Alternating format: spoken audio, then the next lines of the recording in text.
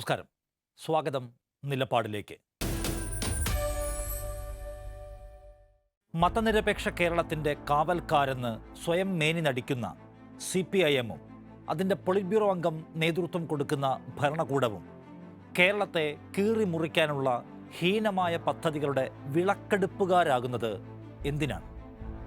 4 വോട്ടിന് വേണ്ടി മൂന്നാം കിട വർഗീയതയെ പിന്തുണയ്ക്കാതെ തരമില്ല എന്ന നിലയിലേക്ക് കേരളം മാറിയെന്ന് വിചാരിക്കുകയാണോ ഈ വൃദ്ധ നേതൃത്വം?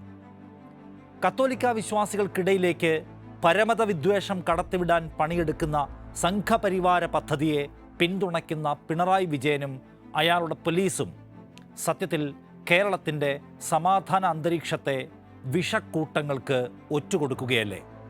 അത് എന്തിനാണ്? നൈമിഷിക നേട്ടത്തിനായി തീക്കളി കളിക്കുന്ന പിണറായി വിജയനോട് മുഖത്തു നോക്കി ചോദ്യങ്ങൾ ചോദിക്കേണ്ട തെരഞ്ഞെടുപ്പ് കാലമാണ് ഇത്. അനധിവിദൂര ഭാവിയിൽ നമ്മുടെ നാടിനെ സംഘർഷഭൂമിയാക്കാനുള്ള പദ്ധതിക്ക് മൗനാനുവാദം കൊടുക്കുന്ന കേരളത്തിൻ്റെ മുഖ്യമന്ത്രിയെ മതനിരപേക്ഷ കേരളം ഓഡിറ്റ് ചെയ്യണം.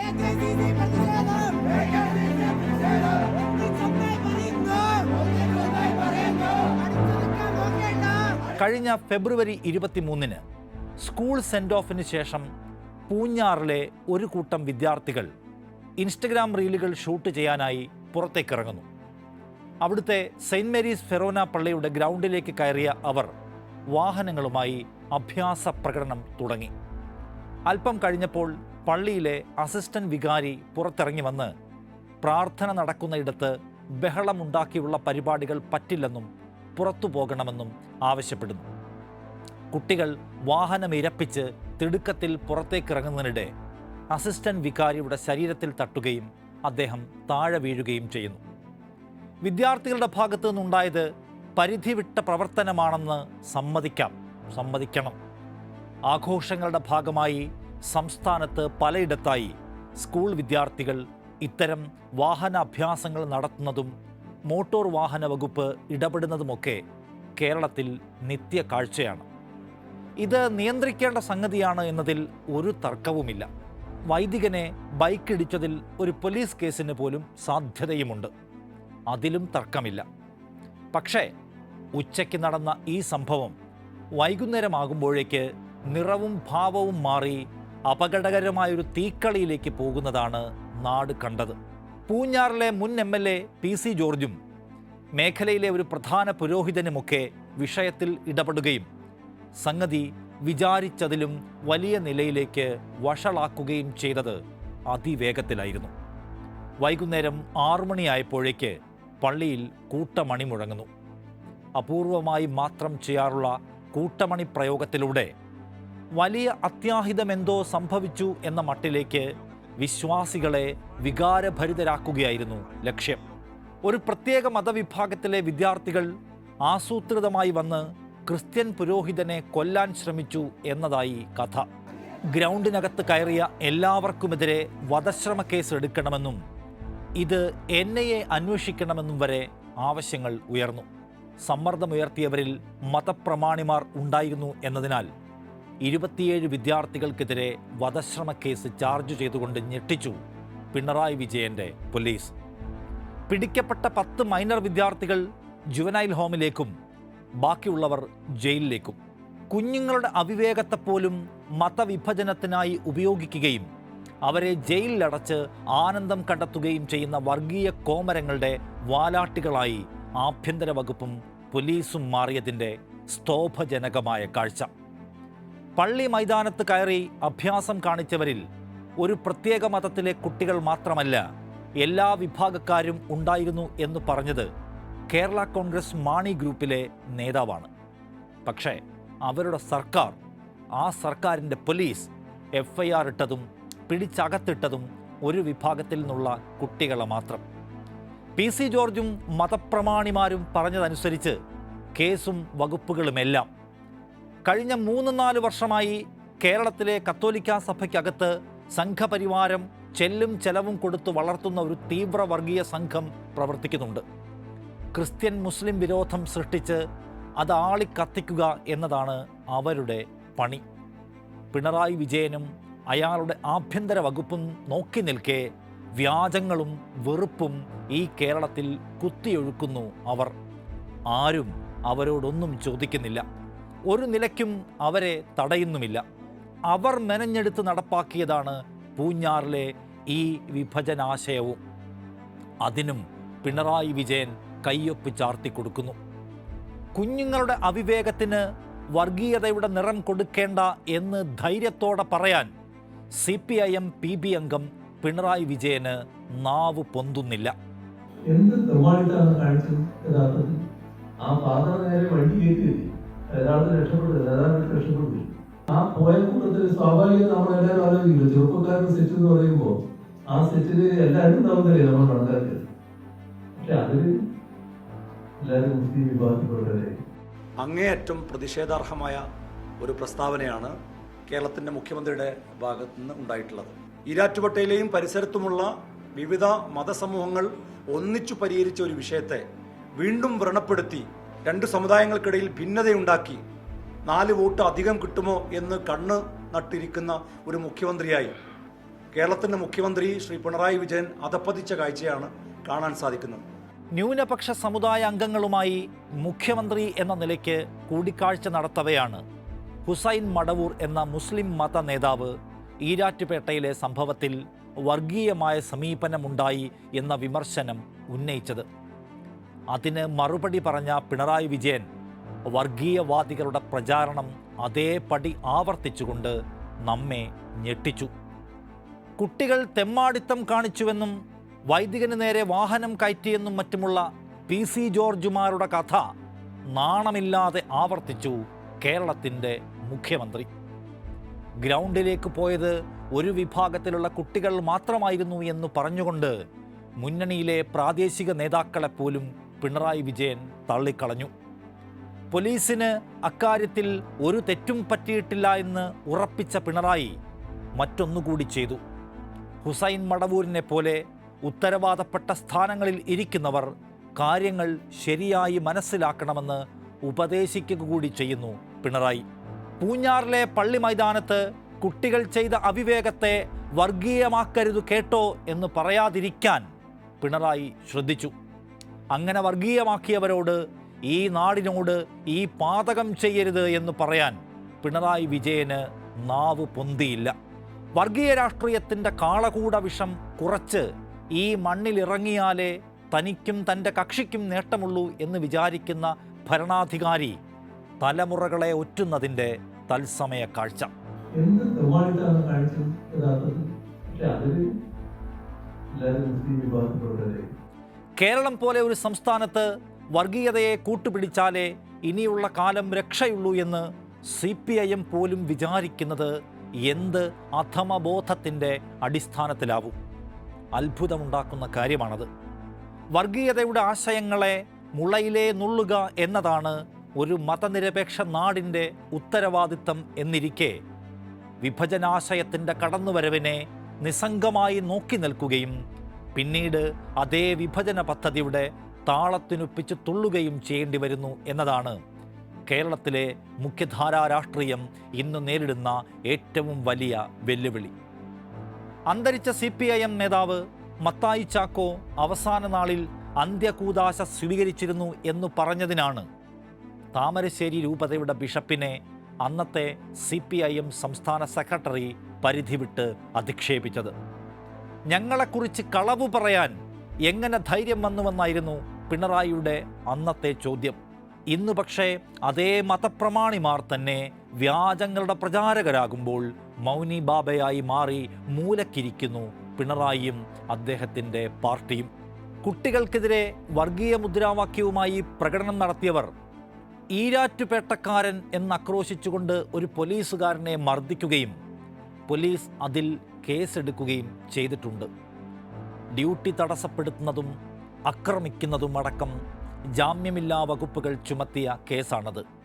പക്ഷേ അതിൽ ഒരാളെപ്പോലും ഇതുവരെ പിടികൂടിയിട്ടില്ല. കണ്ടാലറിയാവുന്നവർക്കെതിരെ മാത്രമാണ് FIR.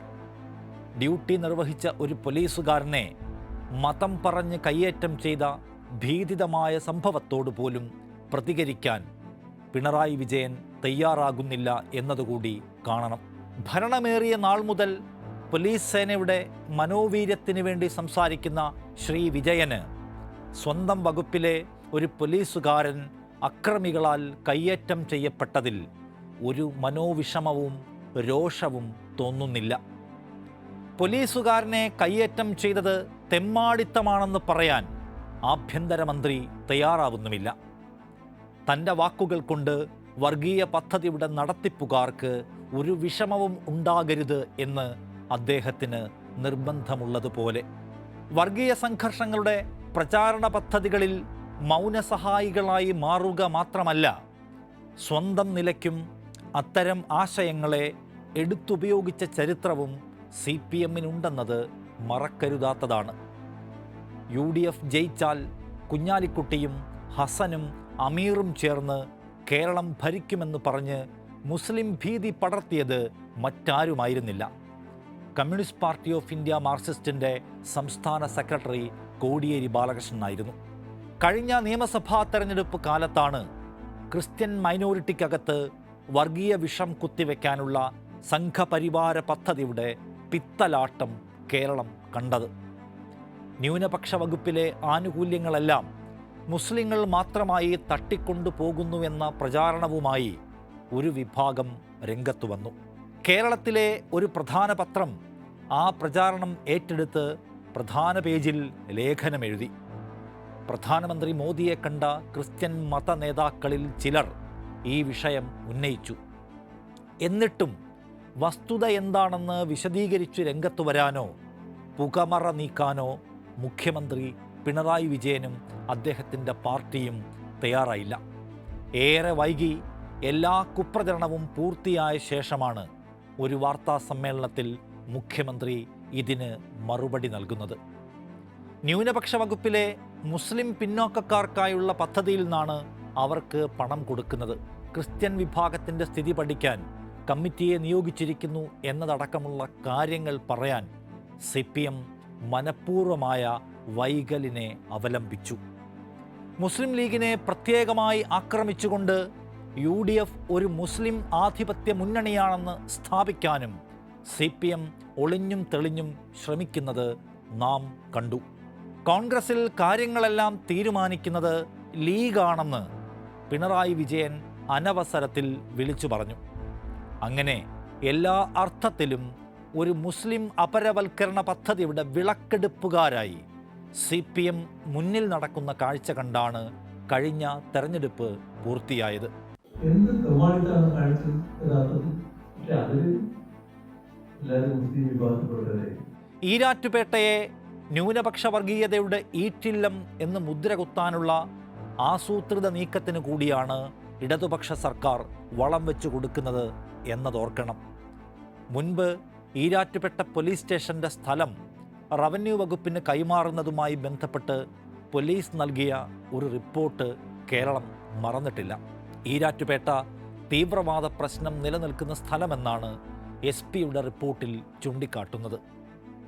എന്തുതരം തീവ്രവാദമാണ് ഈരാറ്റുപേട്ടയിൽ നടക്കുന്നത്? അവിടെ ഉണ്ടായിട്ടുള്ള തീവ്രവാദ സംഭവങ്ങൾ, കേസുകൾ ഏതൊക്കെയാണെന്ന് ചോദിച്ചാൽ പോലീസിനും CPM-നുമൊന്നും ഒരു ഉത്തരവുമില്ല. പണ്ട് ആലുവയിലുണ്ടായ ഒരു പ്രതിഷേധത്തോട് പ്രതികരിക്കവേ ആലുവ ഒരു പ്രത്യേക റിപ്പബ്ലിക്കൊന്നുമല്ല, ആക്കാൻ നോക്കണ്ട എന്ന് പ്രഖ്യാപിച്ച പിണറായി വിജയൻ്റെ ഉന്നം എന്തായിരുന്നുവെന്ന് അരിയാഹാരം കഴിക്കുന്നവർക്കെല്ലാം തിരിയുന്നതാണ്.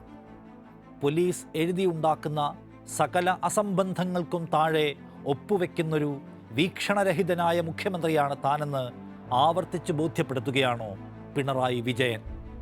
കേരളത്തിലേക്ക് വർഗീയ ആശയത്തെ പടികയറ്റി കൊണ്ടുവരാനുള്ള എല്ലാ ആസൂത്രിത പദ്ധതികളോടും ആഭ്യന്തര വകുപ്പ് കാട്ടുന്ന അയഞ്ഞതോ മൃദുവായതോ ആയ സമീപനം പിണറായി വിജയൻ്റെ ഭരണഫലമാണ്.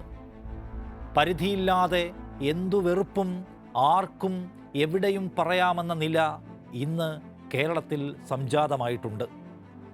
മില്യൺ കണക്കിന് ഫോളോവേഴ്സുള്ള കേരള പോലീസിൻ്റെ ഫേസ്ബുക്ക് പേജിൽ പോലും അതിനെതിരെ ഒരക്ഷരം നമുക്ക് കാണാൻ കഴിയില്ല. മാലമോഷണ കേസിലെ പ്രതിയെ പിടിച്ചേ എന്ന വീരവാദ വീഡിയോകളല്ലാതെ ഈ നാടിനെ കാർന്നു തിന്നുന്ന വെറുപ്പിനെതിരെ അവരെന്തെങ്കിലും മിണ്ടുന്നത് നാം കണ്ടിട്ടുണ്ടോ? കഴിഞ്ഞ ശബരിമല സീസണിൽ തിരക്കിനിടയിൽ അച്ഛനെ കാണാതെ അല്പനേരം കരഞ്ഞ കുഞ്ഞിൻ്റെ വീഡിയോ ഉപയോഗിച്ച് സംഘപരിവാരം നാടാകെ വ്യാജം പരത്തിയപ്പോൾ പോലും ഉത്തരവാദപ്പെട്ട പിണറായി പോലീസ് തികഞ്ഞ മൗനമാണ് അവലംബിച്ചത്. ആയുധപൂജയുടെ പേരിൽ മാരകായുധങ്ങൾ കാട്ടി മനുഷ്യരെ പേടിപ്പിക്കുന്നവരോട് പോലും അങ്ങേയറ്റത്തെ ഉദാര സമീപനം. മുഖ്യമന്ത്രിക്കെതിരെ പ്രതിഷേധവുമായി വരുന്നവരെ കൊടും കുറ്റങ്ങൾ ചുമത്തിയും വധശ്രമക്കേസിൽ അകത്താക്കിയും പ്രതിബദ്ധത കാണിക്കുന്നുണ്ട് പോലീസ്. ശ്രീ വിജയനും അതുതന്നെ മതിയെന്ന് തോന്നുന്നു. തൻ്റെ സുരക്ഷ, തൻ്റെ രാജപാത. ഇതൊഴിച്ചാൽ പോലീസ് പിന്നെ എന്തും ചെയ്തു കൂട്ടിക്കോട്ടെ എന്നതാണ് പിണറായി വിജയൻ്റെ ലൈനെന്ന് തോന്നും. അപകടകരമായ ഈ പ്രവണതയെ പിണറായി വിജയൻ്റെ പാർട്ടിയും നിസ്സംഗമായി നോക്കി നിൽക്കുകയോ പിന്തുണയ്ക്കുകയോ ചെയ്യുന്നു. ചിലപ്പോഴൊക്കെ ശ്രീ വിജയനെ അവർ സൂര്യനെന്നും വിളിക്കുന്നു. വർഗീയതയ്ക്കെതിരെ വലിയ നിലപാടുള്ള പാർട്ടിയാണ് communist party of India Marxist. രാമക്ഷേത്ര വിഷയത്തിൽ കൃത്യമായ രാഷ്ട്രീയ നിലപാട് കൈക്കൊണ്ട ഇന്ത്യയിലെ 2-3 കക്ഷികളിലൊന്ന് CPIM ആണ്. ഫലസ്തീൻ്റെ വിമോചന പോരാട്ടത്തിലും ഗ്യാൻവാപ്പി മസ്ജിദ് വിവാദത്തിലുമെല്ലാം CPM നിലപാട് പറഞ്ഞിട്ടുണ്ട്. പക്ഷേ കമ്മ്യൂണിസ്റ്റ് പാർട്ടിക്ക് അധികാരമുള്ള ഇന്ത്യയിലെ ഒരേ ഒരു സംസ്ഥാനത്ത് അവർ വർഗീയതയോട് എന്തു സമീപനം എടുക്കുന്നു എന്നതാണ് പ്രധാന ചോദ്യം. അവർ മത്സരിക്കുന്ന ഇടത്ത്, അവർക്ക് ജയസാധ്യതയുള്ള ഇടത്ത് അവർ വർഗീയ പദ്ധതികളോട് എന്ത് സമീപനം സ്വീകരിക്കുന്നു? അവിടെയാണ് CPMൻ്റെ നിരാശാജനകമായ ഇരട്ടത്താപ്പ് പ്രകടമാകുന്നത്. എല്ലാത്തരം വർഗീയതയ്ക്കുമെതിരെ കർക്കശമായ നിലപാട് സ്വീകരിച്ച് കേരളത്തിൽ റിസ്ക് എടുക്കാൻ CPM തയ്യാറല്ല. ഉത്തരേന്ത്യയിൽ കോൺഗ്രസ് പറയുന്ന അതേ ന്യായം, ഞങ്ങൾക്കവിടെ പലതരം സെൻറ്റിമെൻസിനെ പരിഗണിക്കേണ്ടതുണ്ട് എന്നാണല്ലോ കോൺഗ്രസിൻ്റെ ന്യായം പറച്ചിൽ. അത്തരം പലതരം വർഗീയ സെൻറ്റിമെൻസിനെ പരിഗണിച്ചും തലോടിയുമാണ് CPMൻ്റെ തെരഞ്ഞെടുപ്പ് രാഷ്ട്രീയം മുന്നോട്ട് നീങ്ങുന്നത് എന്ന് അവർ വീണ്ടും വീണ്ടും തെളിയിക്കുന്നു. അതാണ് ഈരാറ്റുപേട്ടയിൽ കേരളം കണ്ടത്. CPM മാത്രമല്ല, കോൺഗ്രസ് അടക്കമുള്ള മറ്റു പ്രതിപക്ഷ കക്ഷികൾക്കും ഇത്തരം വിഭജന വേദികളിൽ അഴകുഴമ്പൻ നിലപാടാണ് എന്ന കാര്യം കൂടി എടുത്തു പറയണം. അവരെ ഇനി നാളത്തെ തലമുറയ്ക്ക് ഒരു ഭീകരവാദിയായി ചിത്രീകരിക്കാനോ ഭീകരവാദിയായി ചിത്രീകരിക്കാതെ നമ്മുടെ നാളെയുടെ വാഗ്ദാനങ്ങളാക്കി നല്ലൊരു ഭാവിയുള്ള ഭാസുരങ്ങളാക്കി മാറ്റി നല്ല കുഞ്ഞുങ്ങളെ വളർത്തിയെടുക്കണം. നമ്മൾ വീണ്ടും ഒരു തെരഞ്ഞെടുപ്പിൻ്റെ നടുവിലാണ്. ഞങ്ങൾ വർഗീയ വിരുദ്ധ രാഷ്ട്രീയത്തിൻ്റെ മൊത്തക്കച്ചവടക്കാർ എന്ന് പറഞ്ഞുകൊണ്ട് അരങ്ങു നിറയുന്നവരോട് വിഷക്കാറ്റ് വീശുമ്പോൾ തന്ത്രപരമായി മൗനം പാലിക്കുന്നതിനെക്കുറിച്ച്, വെറുപ്പ് വണ്ടിക്ക് ലൈറ്റ് തെളിച്ചു കൊടുക്കുന്നതിനെക്കുറിച്ച് ഉറക്കെ ചോദിക്കാൻ മതേതര കേരളത്തിന് കഴിയണം. സമാധാനം ആഗ്രഹിക്കുന്ന മനുഷ്യരുടെ ബാധ്യതയാണത്. നിലപാട് പൂർണ്ണമാകുന്നു. നന്ദി.